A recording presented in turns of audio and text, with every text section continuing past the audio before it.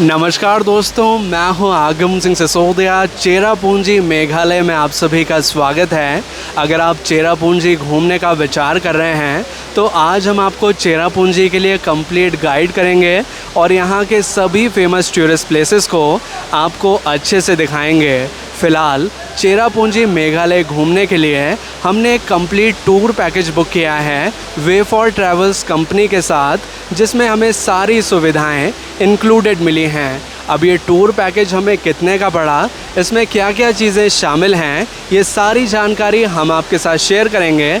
लेकिन इससे पहले आइए मिलकर एक्सप्लोर करते हैं चेरापूंजी पहुंचने के लिए हमें सबसे पहले पहुंचना होता है गुवाहाटी में। एक्चुअल में मेघालय में सिर्फ एक ही एयरपोर्ट है जो कि स्थित है शिलोंग में, और मेघालय में सिर्फ एकमात्र रेलवे स्टेशन है जो कि शिलोंग से लगभग 250 किलोमीटर की दूरी पर है, और दोनों की ही कनेक्टिविटी इतनी ज़्यादा अच्छी नहीं है। इसलिए चेरापूंजी घूमने के लिए आपको सबसे पहले पहुंचना होता है गुवाहाटी में, जो कि वेल कनेक्टेड है। यहाँ पर आप बाय फ्लाइट या बाय ट्रेन बहुत आसानी से पहुंच सकते हैं। गुवाहाटी पहुंचने के लिए हमने डायरेक्ट फ़्लाइट ली थी दिल्ली से, जिसका ड्यूरेशन था लगभग 2.5 घंटे का। और अब गुवाहाटी पहुंचते ही हमें लेने आ चुकी है गाड़ी, जो कि हमारे टूर पैकेज में शामिल है, और अब इसी से हम सभी स्थानों को घूमेंगे। गुवाहाटी से चेरापूंजी का डिस्टेंस है लगभग 170 किलोमीटर्स का, जिसे आप प्राइवेट कैब या बस की सहायता से बहुत आसानी से पार कर सकते हैं, क्योंकि रोड की कंडीशन काफ़ी अच्छी है। गुवाहाटी से चेरापूंजी अगर आप बाय बस जाना चाहते हैं तो सबसे पहले आपको गुवाहाटी से शिलोंग के लिए बस लेनी होगी, और फिर शिलोंग से आपको बस चेंज करनी होगी चेरापूंजी के लिए।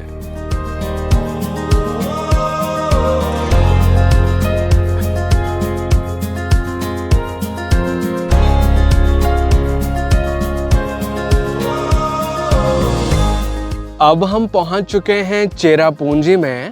गुवाहाटी से चेरापूंजी पहुंचने में हमें लगभग 5.5 से 6 घंटे का समय लगा है, लेकिन रास्ता बहुत ही सुंदर और हरियाली से भरा हुआ था। अब बात करें कि चेरापूंजी में आप कहां पर रुक सकते हैं, तो मैं आपको जानकारी देना चाहूँगा कि चेरापूंजी, जिसे सोहरा भी कहा जाता है, ये इसमें कई सारे गांव आते हैं, और गांव-गांव में आपको कई सारे होम स्टेज मिल जाएंगे।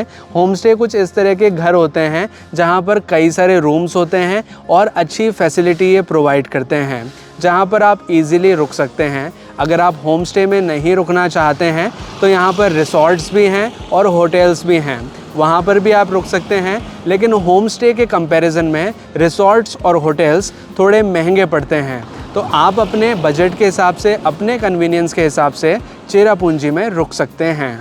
चेरापूंजी में जिस रिसॉर्ट में हम रुकने वाले हैं, इस रिसॉर्ट का रूम टूर मैं आपको कराना चाहूँगा।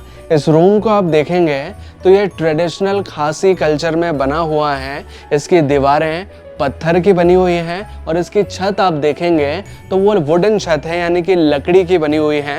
यहाँ पर ट्रेडिशन को फॉलो करते हुए भी रूम में वो सारी सुविधाएं दी गई हैं जो कि हमारे स्टे को कंफर्टेबल बनाती हैं। जैसे कि आप यहाँ देखेंगे तो एक चिमनी भी दी गई है। अगर यहाँ ज़्यादा सर्दी पड़ती है, आपको ठंड लगती है, तो आप चिमनी का उपयोग कर सकते हैं, यहाँ पर कोयला जला सकते हैं और अपने रूम को गर्म कर सकते हैं। साथ ही आप देखेंगे तो यहाँ एक बड़ा सा मिरर दिया गया है अगर आप ड्रेसिंग करना चाहते हैं, और साथ ही ज़रूरत की वो सारी चीज़ें प्रोवाइड की गई हैं जो कि एक रूम में स्टे के लिए आपको ज़रूरत होती है। और सबसे बड़ी बात, इस रूम का जो बाथरूम एरिया है वो मैं आपको दिखाना चाहूँगा। ये बाथरूम एरिया बहुत बड़ा है। जैसे कि नॉर्मली होटल्स में हम देखते हैं नॉर्मल एक छोटा बाथरूम होता है, लेकिन यहाँ का जो बाथरूम एरिया है वो बहुत बड़ा है। इसमें टॉयलेट एरिया को बाथरूम एरिया से सेपरेट करके बनाया गया है। इस रिसॉर्ट का नाम है साई मीका रिसॉर्ट, जो कि एक काफ़ी अच्छा रिसॉर्ट है। यहाँ पर आप देखेंगे तो कुछ इस तरह के कॉटेजेस बने हुए हैं। ये पूरा रिसॉर्ट नेचर के बीच में है। यहाँ पर आकर आप नेचर को बहुत क्लोज में एक्सपीरियंस कर सकते हैं। यहाँ पर कॉटेजेस के साथ साथ एक बड़ा सा गार्डन एरिया है, स्विमिंग पूल की फैसिलिटी हैं और बहुत ही सुंदरता वाला माहौल है। वैसे तो जिस कॉटेज में हम रुके हुए हैं ये हमारे टूर पैकेज में शामिल है, लेकिन एक जनरल टैरिफ की जानकारी मैं आपको देना चाहूँगा कि अगर आप साई मीका रिसोर्ट में रुकते हैं तो आपका एक दिन का कॉस्ट लगेगा लगभग 6,500 से 7,000 रुपये का, जिसमें कि आपका 2 लोगों का ब्रेकफास्ट और डिनर इंक्लूडेड होता है। लेकिन एक बात ध्यान रखने की है कि ये जो रेट्स हैं ये सीज़न वाइज बदलते रहते हैं। अगर यहाँ पर क्राउड ज़्यादा है तो इसके रेट्स हाई भी हो सकते हैं। चेरापूंजी घूमने के लिए सबसे अच्छा ऑप्शन रहता है प्राइवेट टैक्सी या कैब को बुक करने का। अगर आप चाहें तो स्कूटी या बाइक रेंट पर भी ले सकते हैं। चेरापूंजी में कुछ रेंटल शॉप्स हैं जहां पर स्कूटी और बाइक आपको रेंट पर मिल जाती हैं, लेकिन अगर आप शिलोंग से आ रहे हैं तो वहां से भी आप स्कूटी या बाइक को रेंट पर ले सकते हैं। चेरापूंजी में पब्लिक ट्रांसपोर्ट की फ्रीक्वेंसी इतनी ज़्यादा अच्छी नहीं है। यहाँ पर public vehicles time to time ही चलते हैं, तो अगर आप चेरापूंजी को अच्छे से देखना चाहते हैं, फ्री माइंड होकर देखना चाहते हैं, तो प्राइवेट व्हीकल बुक करना ही आपके लिए सबसे अच्छा ऑप्शन रहेगा।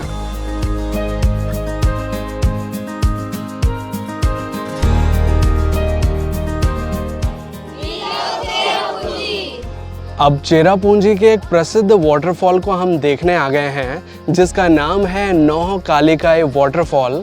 इस वाटरफॉल का डिस्टेंस चेरापूंजी सेंटर से लगभग 7 किलोमीटर्स का है और ये वाटरफॉल भारत के सबसे ऊंचे वाटरफॉल्स में से एक है। इसकी हाइट के बारे में बात करूं तो ये 340 मीटर्स की ऊंचाई से गिरता है। अगर इसे फीट्स में बोला जाए तो 1115 फीट्स की ऊंचाई से ये वाटरफॉल गिरता है, जिसका नज़ारा आप देखेंगे तो बहुत ही सुंदर ये नज़र आता है। नौह कालिकाई वाटरफॉल की एक स्टोरी है जिसे मैं आपको सुनाना चाहूँगा। यहाँ पर एक महिला रहती थी जिसका नाम था लिकाई। उसके पति की मृत्यु हो जाती है तो वो दोबारा से विवाह करती है, लेकिन लिकाई की एक बेटी भी थी। उस बेटी से जो नया पति था वो ईर्ष्या करता था, उसे पसंद नहीं करता था। एक बार लिकाई बाहर गई हुई थी तो उसके पति ने ईर्ष्या में आकर उसकी बेटी की हत्या की और उसका मांस पकाकर खा गया। लिकाई जब वापस आई तो उसे भी उसने वही मांस परोस दिया। लिकाई ने वो मांस खा लिया, लेकिन बाद में जब उसे पता लगा कि वो उसकी बेटी का ही मांस था तो वो सदमे में आ गई और इस ऊंचाई से जाकर, इस झरने की ऊंचाई से जाकर वो यहाँ से कूद गई। इस वजह से इस झरने का नाम है नौह कालिकाई, यानी कि आप वर्ड भी देखेंगे तो नौह कालिकाई यानी कि लिकाई जो शब्द है वो आखिरी में आ रहा है, उसी के नाम पर इस झरने का नाम है नौह कालिकाई वाटरफॉल। नौह कालिकाई वाटरफॉल को देखने का टिकट शुल्क लगता है 50 रुपीज़ पर पर्सन का, और इसकी टाइमिंग की बात करें तो ये सुबह 7:30 बजे से लेकर शाम 6 बजे तक ओपन रहता है। नौह कालिकाई वाटरफॉल को जब आप देखने आएंगे तो कई बार ऐसा हो सकता है कि आपको यहाँ पर बहुत सारे क्लाउड्स नज़र आएँ और वाटरफॉल नज़र ना आए। तो एक टिप मैं आपको देना चाहूँगा कि आप यहाँ पर आधा से 1 घंटा थोड़ा वेट करें, तो ये क्लाउड्स अगर क्लियर हो जाते हैं तो वाटरफॉल का अच्छा नज़ारा देखा जा सकता है। नौह कालिकाई वाटरफॉल को दूर से ही देखा जा सकता है और यहाँ पर कई सारे फोटो पॉइंट्स बने हुए हैं जहाँ पर इस तरह की रेलिंग्स लगी हुई हैं जहाँ से वाटरफॉल के साथ बहुत अच्छे पिक्चर्स क्लिक किए जा सकते हैं।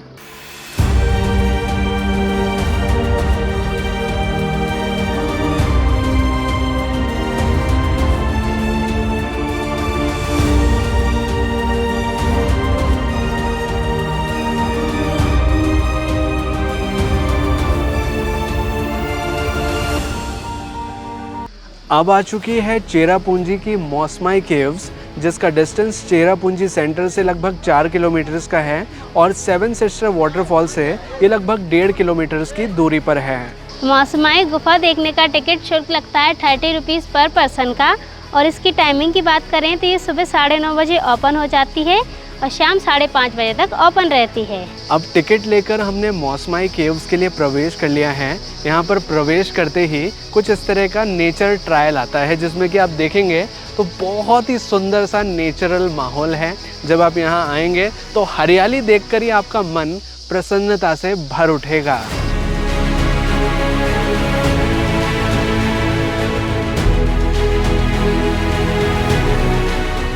अब थोड़ी सीढ़ियाँ चढ़कर हम पहुँच चुके हैं मौसमाई केव्स के एंट्रेंस पर। यहाँ से इस गुफा की शुरुआत होती है। ये केव है लाइमस्टोन केव, यानी कि चूना पत्थर की ये गुफाएं हैं। और जब आप यहाँ से प्रवेश करेंगे गुफा के अंदर तो बड़ा ही एक्साइटिंग अनुभव आपको लगेगा। ये गुफा लगभग 150 मीटर्स लंबी है, जिसे अगर हम फीट्स में बोलें तो ये 450 फीट्स की लंबाई में बनी हुई है। और जब आप अंदर चलते जाएंगे तो आपको और ज़्यादा थ्रिलिंग अनुभव होता रहेगा।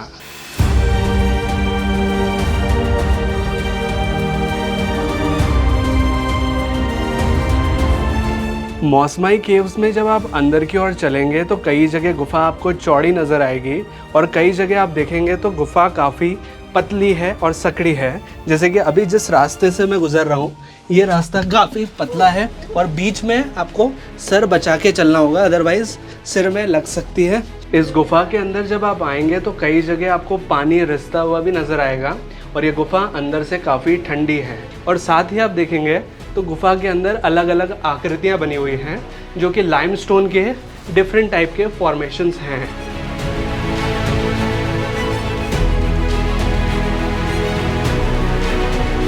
गुफा के अंदर आर्टिफिशियली लाइट का इंतज़ाम किया गया है ताकि जो टूरिस्ट यहाँ पर आते हैं उनके लिए सुविधा हो सके। तो यहाँ पर जब आप फ़ोटोज़ क्लिक करें तो ये ज़रूर देख लें कि लाइट सोर्स पास में हो।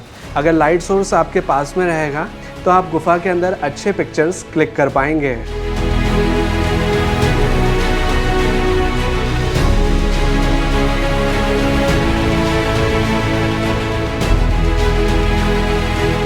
मौसमाई गुफा को देखने में आपको लगभग आधा से 1 घंटे का समय लगेगा। कुछ समय अगर आप चाहें तो गुफा के अंदर बैठकर भी बिता सकते हैं और इस प्राकृतिक नज़ारे को एंजॉय कर सकते हैं। वैसे एक रिकमेंडेशन मैं आपको देना चाहूँगा कि अगर आपको किसी तरह की बीमारी है, फॉर एग्ज़ाम्पल आप हार्ट पेशेंट हैं या फिर आपको अस्थमा है या फिर फेफड़े से संबंधित कोई रोग है, तो इस गुफा में ना आए। ऐसा इस वजह से मैं बोल रहा हूँ क्योंकि आप देखेंगे रास्ते उबड़ खाबड़ हैं और कई जगह रास्ते पतले हैं, कई जगह रास्ते अंधकार से भरे हुए हैं। तो आप अगर यहाँ आएंगे तो ऐसा हो सकता है आप घबरा जाएं, क्योंकि आप पीछे भी देखेंगे तो ऐसा लग रहा है बिल्कुल अंधेरा है, आगे क्या होगा पता नहीं है। तो यहाँ घबरा भी सकते हैं, आपकी सांस चढ़ सकती है। तो अगर आप फिट हैं पूरी तरह फिजिकली और मेंटली भी फिट हैं तो यहाँ पर आएँ, अदरवाइज़ मौसमाई केव को आप अवॉइड कर सकते हैं। अब मौसमाई गुफा से मैं बाहर आ चुका हूँ। ये गुफा काफ़ी अमेजिंग थी और एडवेंचरस थी। इस गुफा में प्रवेश करने के लिए एक अलग रास्ता है और इससे निकास करने के लिए एक अलग रास्ता है। ये वाला है एग्ज़िट गेट, जहाँ से हम बाहर की ओर आ चुके हैं। गुफा में घूमने का अनुभव काफ़ी अच्छा रहा। मौसमाई केव्स के पास कुछ ऐसी दुकानें हैं जहाँ पर यहाँ की लोकल ट्रेडिशनल चीज़ें मिलती हैं जो कि यहाँ पर बनाई जाती हैं। अगर आप चाहें तो उन्हें भी यहाँ से परचेज़ कर सकते हैं।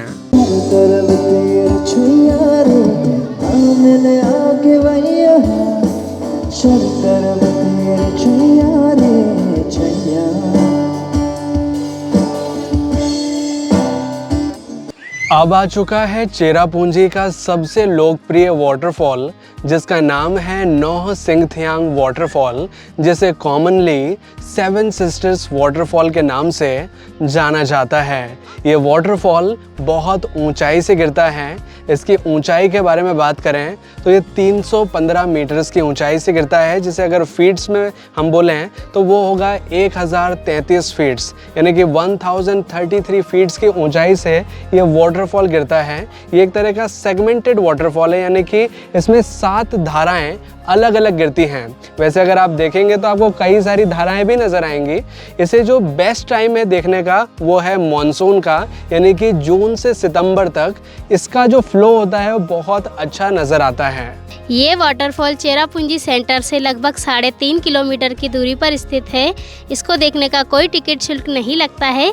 इसे आप कभी भी देखने आ सकते हैं। 7 सिस्टर वाटरफॉल के साथ अगर आप अच्छे पिक्चर्स क्लिक करना चाहते हैं तो आप यहाँ पर बनी रेलिंग के पास में आ सकते हैं।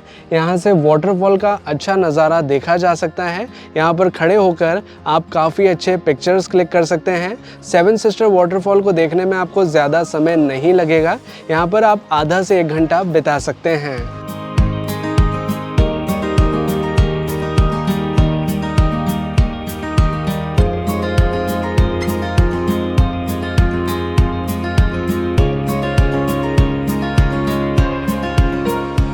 चेरापूंजी सेंटर से लगभग 3 किलोमीटर की दूरी पर अब आ चुका है इको पार्क, जिसे देखने का टिकट शुल्क लगता है 20 रुपीज़ पर पर्सन का।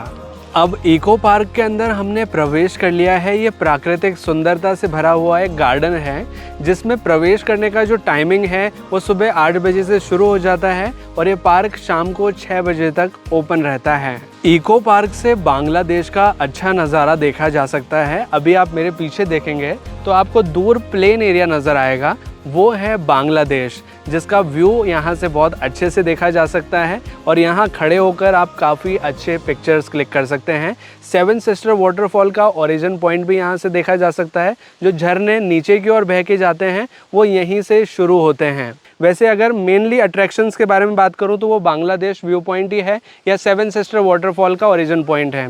बाकी यहाँ पर ऐसा कोई ख़ास प्लेस नहीं है। अगर आप व्यू देखना चाहते हैं तो आप इको पार्क में आ सकते हैं।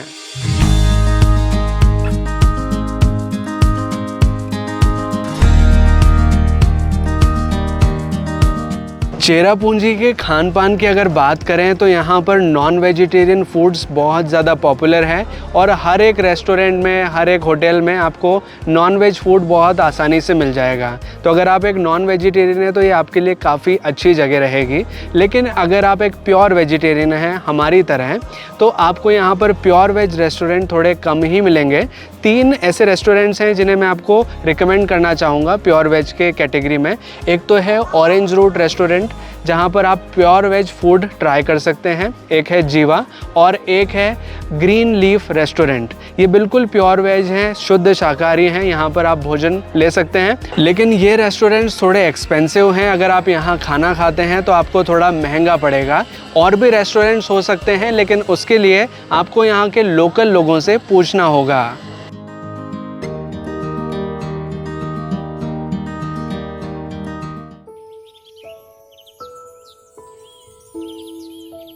आज हमारा दूसरा दिन है इस ट्रिप का। हमारा ब्रेकफास्ट रेडी हो चुका है जो कि काफ़ी अच्छा है और हमारे टूर पैकेज में शामिल है। और अब ब्रेकफास्ट करने के बाद हम चल रहे हैं चेरापूंजी को एक्सप्लोर करने।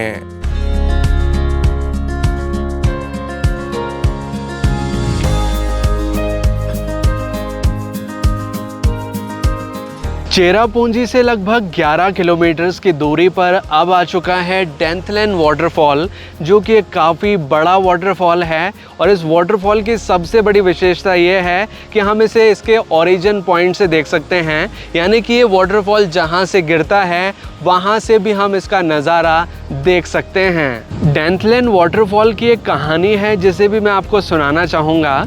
पुराने समय में यहाँ पर एक अजगर रहा करता था जिसका नाम था यूथलेन। वो लोगों को खा जाया करता था। एक बार सभी लोगों ने मिलकर उसे यहाँ पर मार दिया।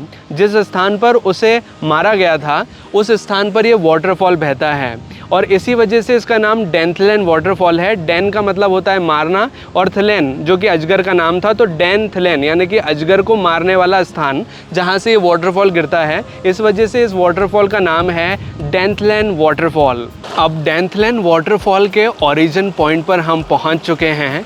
यहाँ पर आप देखेंगे तो ये पानी बिल्कुल क्रिस्टल क्लियर है, बिल्कुल साफ़ पानी है जो कि फ़्लो होते हुए वाटरफॉल बन जाता है। ये वाटरफॉल का ओरिजिन पॉइंट है। यहाँ से वाटरफॉल नीचे की ओर गिरता है।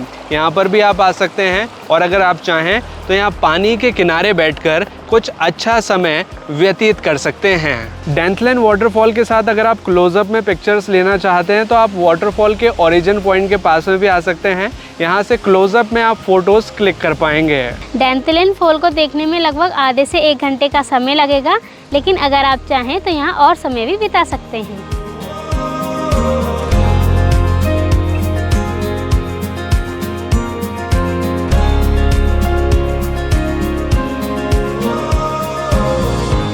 डेंथलेन फॉल से लगभग 1.5 किलोमीटर दूर अब हम आ चुके हैं वाई सिडोंग वाटरफॉल को देखने। इस वाटरफॉल को देखने का 100 रुपीज़ पर पर्सन का टिकट चार्ज लगता है, जिसे आप यहाँ बने विंडो से परचेज़ कर सकते हैं। लेकिन एक ख़ास बात है कि इस वाटरफॉल तक पहुँचने के लिए आपको थोड़ी ट्रैकिंग करनी होती है। ये लगभग 10-15 मिनट का ट्रैक है जो कि यहाँ के जो लोकल लोग हैं वो बता रहे हैं।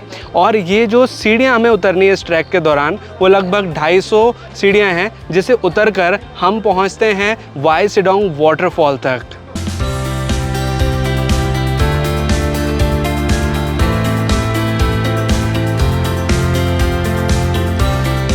अब वाई सिडोंग वाटरफॉल के काफ़ी करीब हम पहुंच चुके हैं। यहाँ से आप देखेंगे तो वाटरफॉल आपको स्टेप्स में गिरता हुआ नज़र आएगा।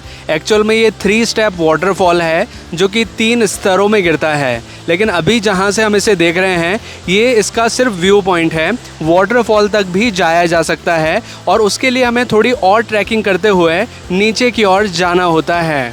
वाटरफॉल के व्यू पॉइंट से जब हम आगे की ओर बढ़ते हैं तो रास्ता थोड़ा कच्चा आता है और वुडन स्टेप्स हमें नज़र आती हैं जो कि खड़ी सीढ़ियां हैं जिनसे हमें नीचे की ओर उतरना होता है। यहाँ से आगे का रास्ता कच्चा ही है और थोड़ा सा स्ट्रगलिंग वाला रास्ता है। अगर आपके पास स्टेमिना अच्छा है तो आप पार कर लेंगे, अदरवाइज़ थोड़ी प्रॉब्लम आपको यहाँ हो सकती है।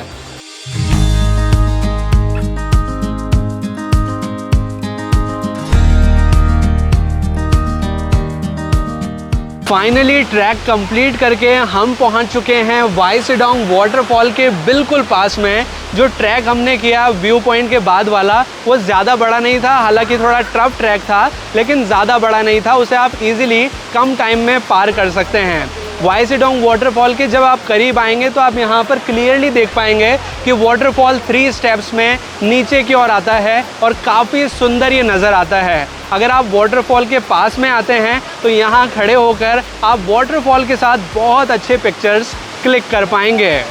और नीचे एक लेक टाइप का बना हुआ है, एक छोटा सा कुंड बना हुआ है जहाँ पर अगर आप चाहें तो नहा भी सकते हैं। यहाँ पर आप देखेंगे तो कुछ इस तरह के लाइफ जैकेट्स मिलते हैं जिनसे कि फ्लोटिंग आप बहुत आसानी से कर सकते हैं पानी के ऊपर। इसका जो रेट होता है वो लगभग 150 रुपये का है। अगर आप यहाँ से रेंट करना चाहें तो इसको रेंट कर सकते हैं और यहाँ पर पानी पर फ्लोट कर सकते हैं, बात कर सकते हैं।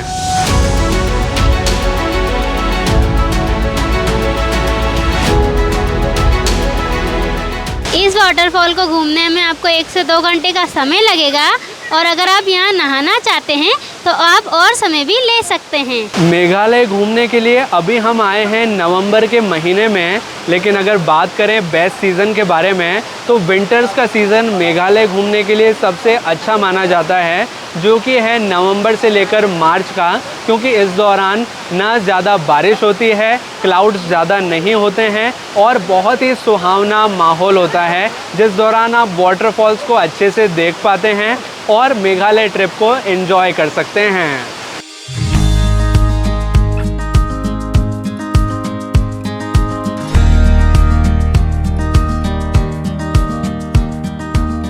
चेरापूंजी सेंटर से लगभग 5 किलोमीटर की दूरी पर अब आ चुकी है अरवाहा केव, जो कि एक रहस्यमय गुफा है। इस गुफा को देखने का टिकट शुल्क लगता है 50 रुपीज़ पर पर्सन का, लेकिन गुफा तक पहुंचने के लिए हमें थोड़ी ट्रैकिंग करनी होती है। ये वो रास्ता है जिससे थोड़ा ट्रैक करके हम पहुंच जाते हैं गुफाओं के एंट्री पॉइंट तक। इस गुफा के बाहर एक बोर्ड लगा हुआ है जिसमें कि जानकारी दी गई है कि ये गुफा फॉसिल्स के लिए फेमस है, यानी कि समुद्री जीवाश्म इसके अंदर देखे जा सकते हैं। इस गुफा की लेंथ के बारे में बात करें तो ये 175 मीटर्स लंबी है। अब टिकट काउंटर से हमने अरवाहा केव्स को देखने के लिए टिकट परचेज़ कर लिया है और ट्रैक को फॉलो करते हुए हम आगे की ओर बढ़ते जा रहे हैं। लेकिन सबसे पहले मैं आपको दिखाना चाहूँगा इस खूबसूरत नज़ारे को। जो गुफा तक जाने वाला रास्ता है ये पूरी तरह प्राकृतिक सौंदर्य से भरा हुआ है और एक तरह का नेचुरल ट्रायल है, यानी कि जंगल से होते हुए हम जाते हैं गुफा के लिए।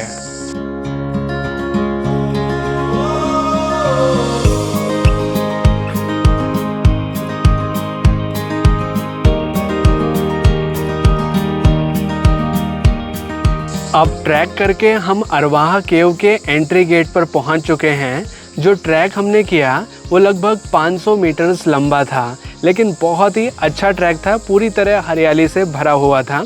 ये जो गुफा का एंट्री गेट है यही एंट्री है और यही एग्ज़िट है, यानी कि ये 1 वे है। इसी से हमें अंदर की ओर प्रवेश करना होगा और इसी से हम बाहर आएंगे। और जब इस गुफा के अंदर हम प्रवेश करते हैं तो एक थ्रिलिंग अनुभव होता है। एक ऐसा लगता है कि जैसे कि हम किसी मिस्टीरियस केव के अंदर जा रहे हैं, किसी ऐसी जगह जा रहे हैं जो कि पूरी तरह खोजने लायक है।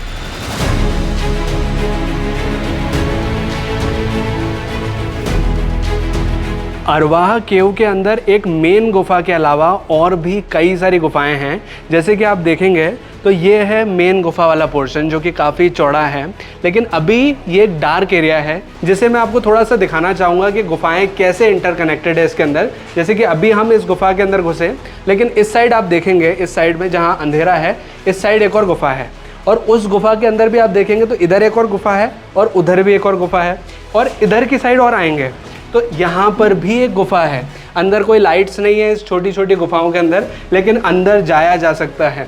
इस वजह से इन्हें मिस्टीरियस केव कहा जाता है। ऐसी गुफाएं जिनके अंदर खोजा जा सकता है, और भी रास्ते खोजे जा सकते हैं, और गुफाएं ऐसी हैं जो आगे जाके एंडलेस हैं। दूसरी गुफा के अंदर ये चली जाएगी तो अंदर जाने में आपको थोड़ा डर भी लग सकता है।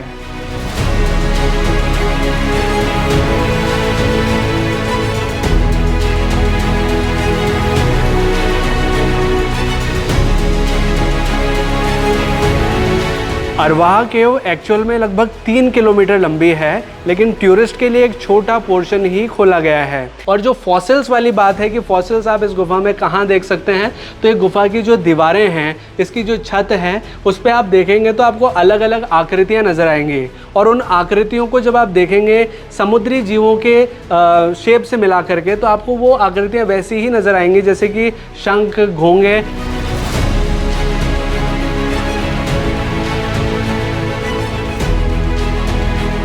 अब अरवाह केव के एंड पॉइंट पर हम आ चुके हैं, जहां तक कि ये गुफा टूरिस्ट के लिए ओपन की गई है।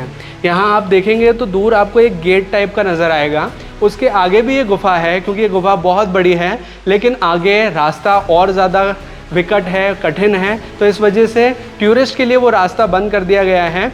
लेकिन इस पोर्शन तक आप आ सकते हैं और अच्छे पिक्चर्स क्लिक कर सकते हैं। इस गुफा को देखने में आपको लगभग 1 से 1.5 घंटे का समय लगेगा, और अगर आप इसको और अच्छे से एक्सप्लोर करना चाहते हैं तो आप अपना और टाइम यहाँ पर ले सकते हैं। यहाँ पर फ़ोटोज़ क्लिक करना मत भूलिएगा, क्योंकि बहुत अच्छी जगह है। ऐसा थ्रिलिंग अनुभव हर जगह अवेलेबल नहीं हो पाता।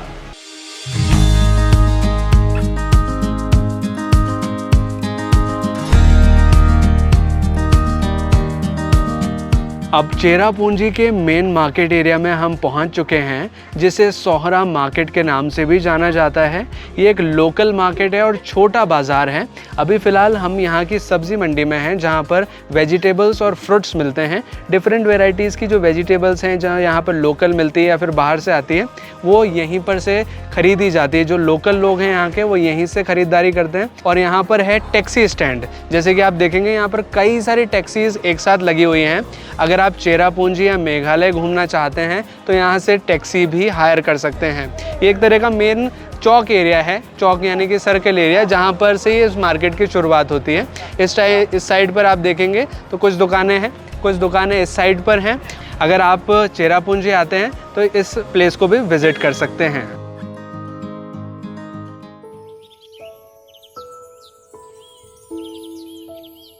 आज हम चल रहे हैं चेरापूंजी के सबसे फेमस और सबसे एडवेंचरस रोड ब्रिज को देखने, जिसका नाम है double decker living road bridge. Living road bridge का डिस्टेंस चेरापूंजी सेंटर से 21 किलोमीटर्स का है, और ट्रैकिंग के लिए हमें सबसे पहले पहुंचना होता है टेना विलेज तक।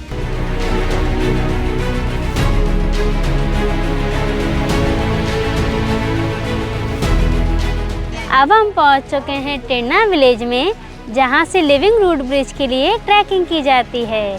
इस पॉइंट से लिविंग रोड ब्रिज का डिस्टेंस है लगभग 3 किलोमीटर्स का, यानी कि इस पॉइंट से हमें लगभग 3 से 3,500 सीढ़ियाँ उतरकर नीचे की ओर जाना होगा।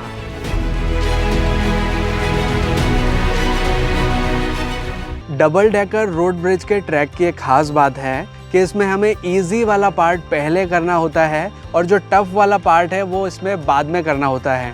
ऐसा मैं इस वजह से कह रहा हूँ क्योंकि जब हम ट्रैक की शुरुआत करते हैं तो हमें नीचे की ओर उतरना होता है, और जब हम डबल डेकर रोड ब्रिज तक पहुँच जाते हैं और जब वापस हमें आना होता है तो हमें यही जो खड़ी चढ़ाई है इसे चढ़कर ऊपर की ओर आना होता है, क्योंकि उतरने में तो सीढ़ियाँ हमको उतर के आगे की ओर जाना है, लेकिन यही सीढ़ियाँ हमारे लिए खड़ी चढ़ाई बन जाती है जब हम वापस आते हैं इस ट्रैक को कंप्लीट करने के लिए।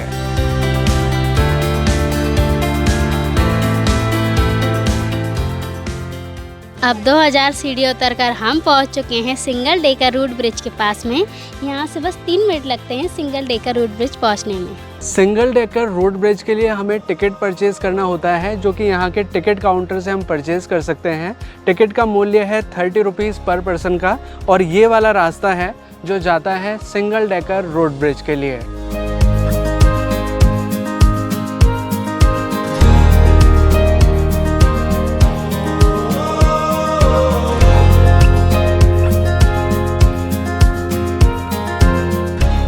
अब सिंगल डेकर रोड ब्रिज के बिल्कुल पास में हम पहुंच चुके हैं। यहाँ से आप देखेंगे तो आपको नज़र आएगा सिंगल डेकर रोड ब्रिज, जो कि काफ़ी बड़ा ब्रिज है और रबर ट्री की जड़ों का इस्तेमाल करके इसे बनाया गया है। यहाँ पर आप देखेंगे तो कोई भी आर्टिफिशियल मटेरियल यूज़ नहीं किया गया है। ये जो पेड़ की जड़ें हैं, जैसे कि आप यहाँ नीचे पूरी तरह देख पाएंगे, इन्हीं पेड़ की जड़ों को बांध करके इस ब्रिज का निर्माण किया गया है, और इसको बनने में कई साल लग जाते हैं। और यहाँ आकर, स्पेशली इस पॉइंट पर आकर, आप बहुत अच्छे पिक्चर्स क्लिक कर सकते हैं, क्योंकि यहाँ पर आप देखेंगे तो बहुत घनी जड़ें हैं जो कि यहाँ से दिखाई देती हैं।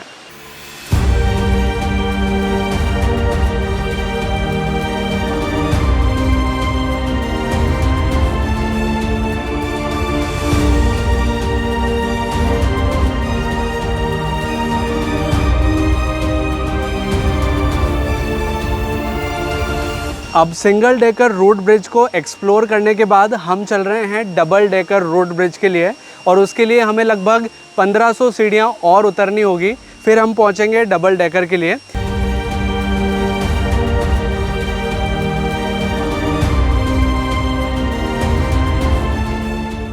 फाइनली अब हमारा ट्रैक कंप्लीट हो चुका है और हम पहुंच चुके हैं डबल डेकर रोड ब्रिज के बिल्कुल पास में। यहाँ तक पहुँचने का जो ट्रैक था वो ज़्यादा मुश्किल नहीं था, हम इजीली स्टेप्स उतरकर यहाँ तक पहुँच गए हैं। कुछ सीढ़ियाँ हमने चढ़ी भी हैं, लेकिन बहुत सारी सीढ़ियाँ उतरने वाली थी। आप यहाँ पर कम टाइम में पहुँच सकते हैं, लगभग 2-2.5 घंटे में तो बहुत आसानी से पहुँच जाएंगे। लेकिन सबसे पहले मैं आपको बताना चाहूँगा, डबल डेकर रोड ब्रिज को देखने का 50 रुपीज़ पर पर्सन का टिकट चार्ज लगता है, जिसे आप यहाँ बने विंडो से परचेज़ कर सकते हैं। ये लिविंग रूट ब्रिज 200 साल से भी पुराना है, और ये जिस पेड़ की जड़ों से बना हुआ है, जिसे नॉर्मली रबर ट्री के नाम से जाना जाता है, लेकिन ये कोई नॉर्मल रबर ट्री नहीं है जिससे कि रबर निकलता हो। Double decker living root bridge का नाम डबल डेकर इस वजह से है क्योंकि ये 2 स्तरीय ब्रिज है, यानी कि आप इसका एक स्तर ऊपर देखेंगे और एक स्तर नीचे देखेंगे। इस पे कई सारे आदमी एक साथ चल सकते हैं क्योंकि ये काफ़ी मजबूत है। यहाँ ब्रिज के ऊपर से आप देखेंगे तो नीचे आपको वाटरफॉल का बहुत अच्छा नज़ारा नज़र आएगा। ये वाटरफॉल यहीं से गिरता है, यहाँ पर आप नहा भी सकते हैं और इस खूबसूरत नज़ारे के साथ अच्छे पिक्चर्स क्लिक कर सकते हैं।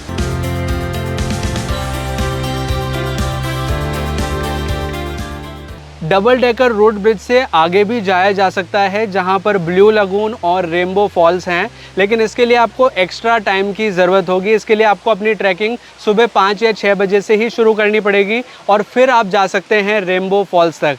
जो रेनबो फॉल्स और ब्लू लगून का रास्ता है वो मैं आपको दिखाना चाहूँगा। ये तो डबल डेकर रोड ब्रिज है, और इससे अगर आप आगे आएंगे तो ये वाला रास्ता जाता है ब्लू लगून और रेनबो फॉल्स के लिए। ब्लू लगून यहाँ से 30 मिनट्स की दूरी पर है, और अगर आप रेनबो फॉल्स जाना चाहते हैं तो 1 आवर की दूरी पर है, यानी कि 1 घंटा वहाँ तक पहुँचने में लगता है। लेकिन ये ऑफिशियल टाइमिंग है, आपको इससे ज़्यादा भी लग सकता है क्योंकि रास्ता बहुत टफ है, स्टीप चढ़ाई भी है और पथरीला रास्ता है।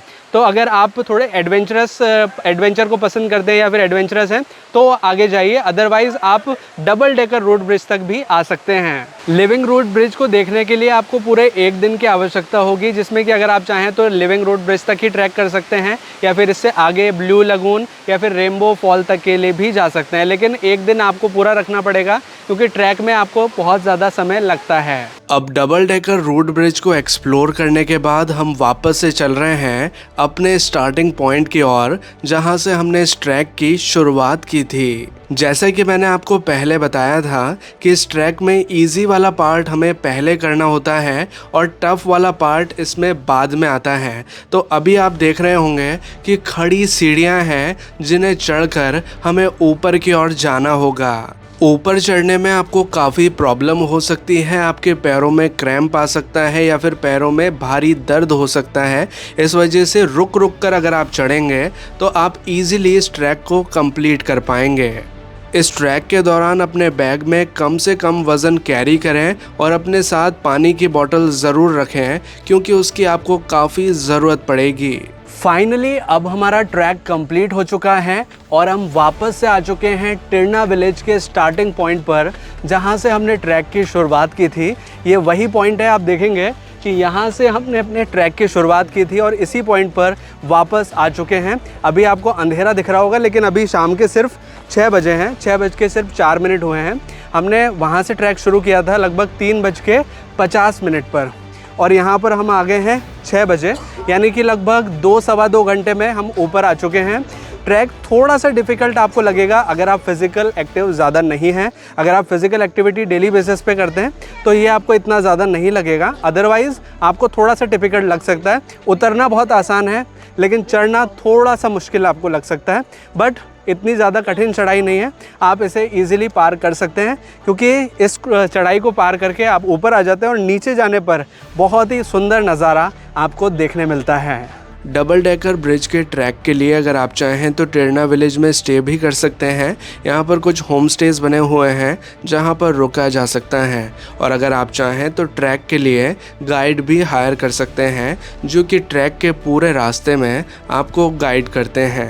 और अगर आप double decker living road bridge का ट्रैक नहीं करना चाहते हैं तो एक ऑल्टरनेट ऑप्शन की आपको जानकारी देना चाहूँगा कि अगर आप सिर्फ लिविंग रोड ब्रिज देखना चाहते हैं तो एक single decker living road bridge है मेघालय के मोलिंगनोंग गांव के पास में, उसे आप चाहें तो देख सकते हैं। मोलिंगनोंग एशिया का सबसे क्लीनेस्ट विलेज है जो कि मेघालय में स्थित है।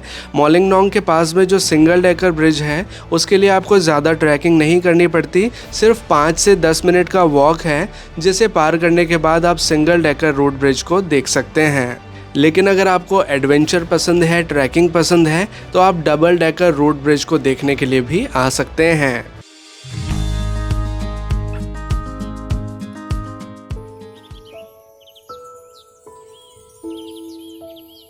आज हमारा चेरापूंजी में आखिरी दिन है, हमारा ब्रेकफास्ट कंप्लीट हो चुका है और हम चल रहे हैं चेरापूंजी को एक्सप्लोर करने।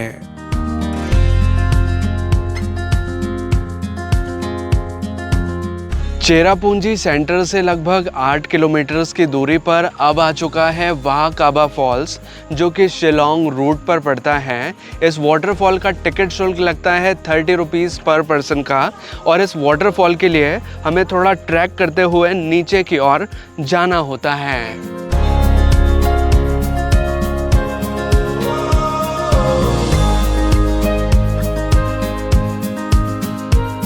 अब वाह काबा वाटरफॉल के हम काफ़ी करीब पहुंच चुके हैं। इस वाटरफॉल तक पहुंचने के लिए हमें लगभग 250-300 सीढ़ियाँ पार करनी होती हैं। लगभग 10-15 मिनट लगता है इस वाटरफॉल तक पहुंचने में। और इस वाटरफॉल को देखने के लिए 2 व्यू पॉइंट्स हैं। एक तो व्यू पॉइंट अभी जहां पर हम खड़े हुए हैं ये है, दूसरा व्यू पॉइंट है नीचे की साइड जहां पर अभी हम जाने वाले हैं। वहां से वाटरफॉल को और ज़्यादा क्लोजअप में देखा जा सकता है। इस वाटरफॉल के साइड में आप देखेंगे तो आपको बहुत सुंदर सा वैली व्यू भी नज़र आएगा।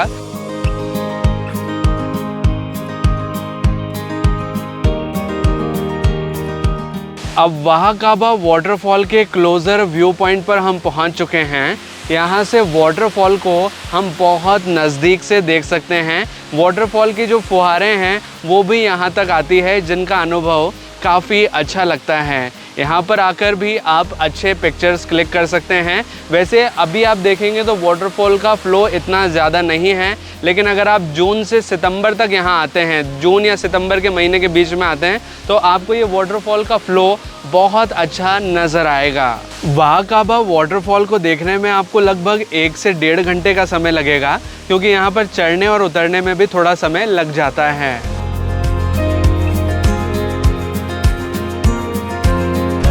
चेरापूंजी सेंटर से लगभग 15 किलोमीटर की दूरी पर अब आ चुका है गार्डन ऑफ केव्स, यानी कि गुफाओं का बगीचा। यहाँ पर कई सारे इंटरेस्टिंग प्लेसेस हैं जिन्हें देखा जा सकता है। इस गार्डन ऑफ केव्स को देखने का टिकट शुल्क लगता है 100 रुपीज़ पर पर्सन का। गार्डन ऑफ केव्स के अंदर टोटल 11 स्पॉट्स हैं जिन्हें यहाँ पर देखा जा सकता है। यहाँ पर गुफाएं भी हैं जहाँ पर आपको कुछ इस तरह का माहौल मिलेगा। काफ़ी थ्रिलिंग और एडवेंचरस एक्सपीरियंस होता है जब हम अंदर आते हैं। अब गुफा के अंदर हमने प्रवेश कर लिया है। ये काफ़ी बड़ी सैंडस्टोन की गुफा है, यानी कि ये जो रेतीला पत्थर होता है उसकी गुफा है। और इसके अंदर कई जगह आप देखेंगे तो पानी रिसता हुआ भी नज़र आएगा, यानी कि एक वेट केव है जिसके अंदर हमें थोड़ा झुक झुक करके अंदर की ओर प्रवेश करना होता है।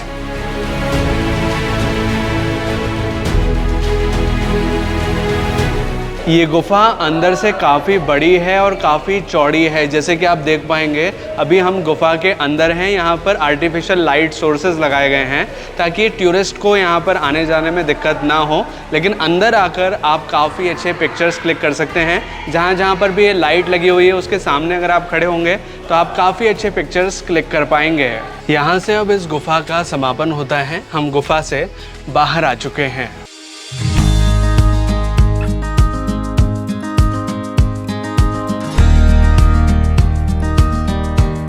ये 7वें नंबर का पॉइंट है। आप यहाँ आकर स्विमिंग भी कर सकते हैं। यहाँ पर लाइफ जैकेट्स भी रेंट पर मिल जाते हैं जिसका चार्ज होता है 50 रुपीज़ पर पर्सन का, और चेंजिंग रूम की सुविधा भी दी गई है।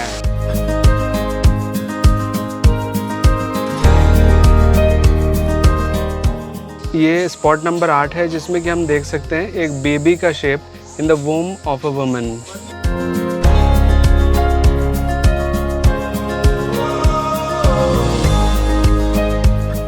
ये है पॉइंट नंबर 9 जिसे बैम्बू ब्रिज के नाम से जाना जाता है। ये बांस का ब्रिज है जो कि दिखने में काफ़ी सुंदर लगता है।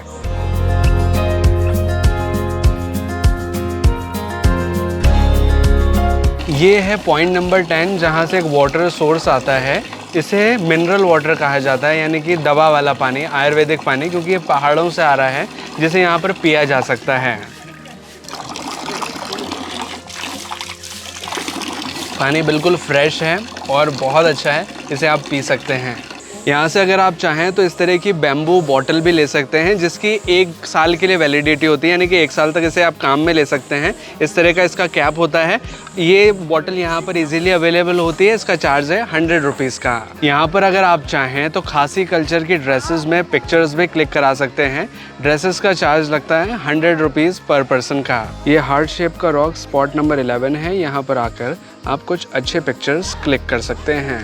अब गार्डन ऑफ केव्स का हमारा टूर कंप्लीट होता है। इस पूरे स्थान को देखने में लगभग 1.5 से 2 घंटे का समय लगता है, क्योंकि वॉकिंग डिस्टेंस काफ़ी ज़्यादा है। लगभग 600 से 700 मीटर्स हमें चलना होता है, जिसमें ये सभी स्पॉट्स बने हुए हैं। गार्डन ऑफ केव्स के बाहर कई सारी दुकानें हैं जहाँ पर फ्रूट चाट जैसी चीज़ें अवेलेबल होती हैं।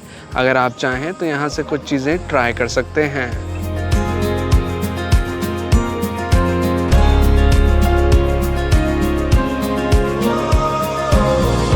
अब रास्ते में एक व्यू पॉइंट पर हम रुके हैं जहां से पहाड़ों का और वैली का बहुत खूबसूरत नज़ारा नज़र आता है। आप यहां पर रुककर काफ़ी अच्छा टाइम स्पेंड कर सकते हैं और साथ ही बहुत अच्छे पिक्चर्स क्लिक कर सकते हैं। इस व्यू पॉइंट की लोकेशन के बारे में बात करें तो ये तब आता है जब हम गार्डन ऑफ केव्स के लिए जाते हैं तो बीच में ये व्यू पॉइंट पड़ता है जहां पर अगर आप चाहें तो थोड़ी देर के लिए रुक सकते हैं।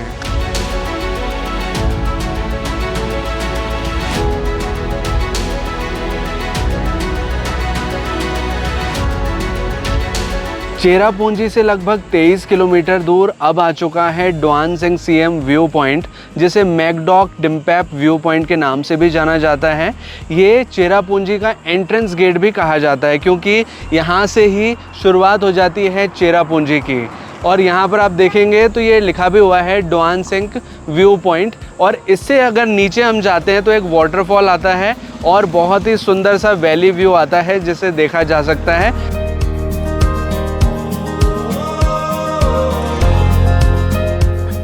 अब सीढ़ियाँ उतरकर हम थोड़ा नीचे की ओर आ चुके हैं। यहाँ से वैली का बहुत सुंदर नज़ारा देखा जा सकता है। जैसा कि मैंने आपको ऊपर बताया, यहाँ पर वी शेप की वैली नज़र आती है, तो वो जो वी शेप है वो पूरा का पूरा यहाँ से ईजिली नज़र आता है। और यहाँ से नीचे अगर हम और जाना चाहते हैं वाटरफॉल के व्यू पॉइंट तक, तो उसके लिए 50 रुपीज़ पर पर्सन का हमें टिकट परचेज़ करना होता है और फिर हम जा सकते हैं नीचे की ओर।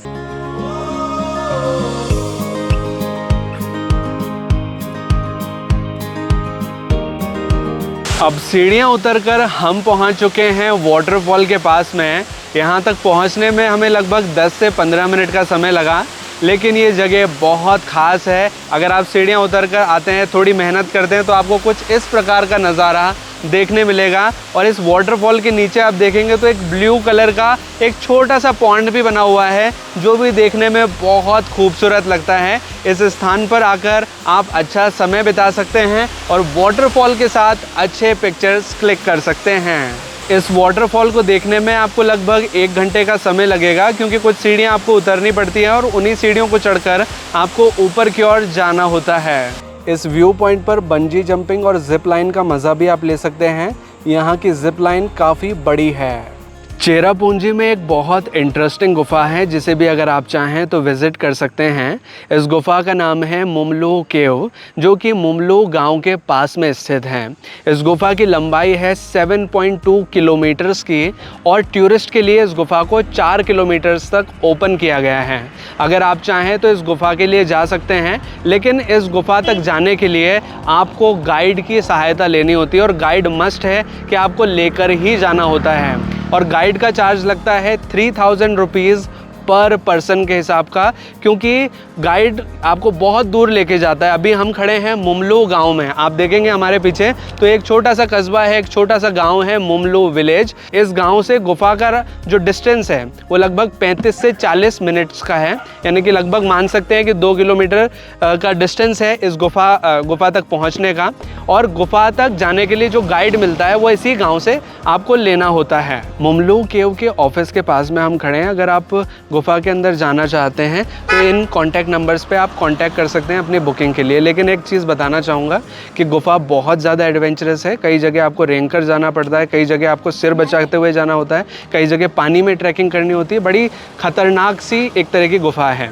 अगर आप ज़्यादा एडवेंचर लविंग हैं तो जाइए, अगर आपके साथ फीमेल हैं तो प्लीज़ इस गुफा को अवॉइड कीजिए। मेघालय के बारे में कुछ खास बातें हैं जो कि मैं आपके साथ शेयर करना चाहूँगा। सबसे पहली बात कि मेघालय में अंधेरा बहुत जल्दी हो जाता है। अभी आप देखेंगे तो चारों ओर अंधेरा हो चुका है। अगर आपको थोड़ा बहुत भी उजाला नज़र आ रहा है तो वो इन लाइट्स का है। और अभी बजे हैं शाम के सिर्फ 5:30 ही हुए हैं और यहाँ पर पूरी तरह अंधेरा हो चुका है। और सिर्फ 5:30 बजे नहीं, ये अंधेरा 5 बजे हो चुका था। हम बिलोंग करते हैं राजस्थान से और जिस महीने में हम ट्रैवल कर रहे हैं ये नवंबर का महीना है। राजस्थान में इतनी जल्दी अंधेरा नहीं होता जितना कि मेघालय में हमें देखने को मिल रहा है। दूसरी चीज़ आप देखेंगे मेरे बीच में ये फॉग जैसा एनवायरनमेंट, ये कोई फॉग नहीं है, ये बादल हैं। हम बादलों के बीच में खड़े होकर ये आपके सामने शेयर कर रहे हैं कि ये बहुत सुंदर जगह है कि यहाँ से बादल फ्लोट करते हुए आपके बीच में से जाते हैं और ये अनुभव बहुत यूनिक और ख़ास होता है। तो चलिए अब मैं आपको जानकारी देता हूँ कि मेघालय घूमने का हमारा ये टूर पैकेज हमें कितने का पड़ा और इसमें क्या क्या चीज़ें शामिल थीं। ये टूर पैकेज हमने बुक किया था वे फॉर ट्रैवल्स कंपनी के साथ, जिसका ड्यूरेशन था 8 नाइट्स 9 डेज़ का। पर इस वीडियो में हमने आपको सिर्फ चेरापूंजी ही दिखाया है, लेकिन हमारे इस टूर पैकेज में और भी कई सारे स्थान शामिल थे। इस टूर पैकेज में हमें लग्जरी होटल्स में स्टे की फैसिलिटी मिली थी जहां पर हम रुके थे। हमारे इस टूर पैकेज में एक प्राइवेट कैब की फैसिलिटी थी जिससे कि हमने सभी साइट सीन्स किए और हमारा ब्रेकफास्ट इसी टूर पैकेज में शामिल था। ये पैकेज हमें पड़ा था 86,000 रुपीज़ का, क्योंकि इस टूर के दौरान हम 2 व्यक्ति थे तो हमारा पर पर्सन कॉस्ट आया 43,000 रुपीज़ का। लेकिन ये पैकेज आपके लिए काफ़ी सस्ता पड़ सकता है कि अगर आप इस सेम टूर के लिए अगर कम से कम 4 व्यक्ति आते हैं तो आपका पर पर्सन कॉस्ट आएगा 32,500 रुपये का। और अगर आप सेम टूर के लिए अगर कम से कम 6 व्यक्ति आते हैं तो इसका पैकेज कॉस्ट आपको और कम पड़ेगा, जो कि रहेगा 30,000 रुपीज़ पर पर्सन का। कुल मिलाकर बात यह है कि जितने ज़्यादा लोग आप आएंगे उतना सस्ता आपके लिए पैकेज रहेगा। अभी हम हैं वे फॉर ट्रैवल्स कंपनी के ऑफिस में, जो कि नोएडा दिल्ली में स्थित है। कंपनी की ऑथेंटिसिटी के लिए मैं आपको कंपनी का ऑफिस टूर कराना चाहूँगा। ये है कंपनी का ऑफिस वर्किंग एरिया, जहाँ पर कई सारे टीम मेंबर्स वर्क करते हैं। ये कंपनी काफ़ी ट्रस्टेड है, आप कंपनी पर भरोसा कर सकते हैं। अभी हमारे साथ हैं वे फॉर ट्रैवल्स कंपनी के owners mister Ravi Chauhan sir and Pankul ma'am, जिनके साथ भी मैं आपको इंट्रोड्यूस कराना चाहूँगा। सर और मैम का नेचर काफ़ी अच्छा है। ये कस्टमर के रिक्वायरमेंट्स को प्रॉपर्ली सुनते हैं और उनका पूरी तरह समाधान करते हैं, उन्हें पूरी तरह सेटिस्फाई करते हैं। अगर आप चाहें तो वे फॉर ट्रैवल्स कंपनी के साथ अपना टूर पैकेज बुक कर सकते हैं। पैकेज बुक करने के लिए या तो आप फिज़िकली ऑफिस विज़िट कर सकते हैं और यहाँ पर अपना पैकेज बुक कर सकते हैं, या फिर आप ऑन कॉल सर या मैम से या फिर टीम से बात कर सकते हैं और अपना टूर पैकेज बुक कर सकते हैं। टीम की और सर मैम की कॉन्टैक्ट डिटेल्स हमने डिस्क्रिप्शन में दिए हुए हैं। तो ये है चेरापूंजी और चेरापूंजी घूमने से जुड़ी संपूर्ण जानकारी। आई होप कि आपको ये वीडियो अच्छा लगा होगा। अगर आपको ये वीडियो अच्छा लगा है तो प्लीज़ वीडियो को लाइक कीजिएगा, इसे शेयर ज़रूर कीजिएगा अपने दोस्तों और अपने फैमिली मेम्बर्स के साथ। और अगर आपने ये चैनल अभी तक सब्सक्राइब नहीं किया है तो प्लीज़ चैनल को सब्सक्राइब कीजिए, बेल आइकन को दबाकर ऑल पे प्रेस कीजिए, ताकि इसी तरह की वीडियो नोटिफिकेशंस आपको आगे भी मिलते रहें।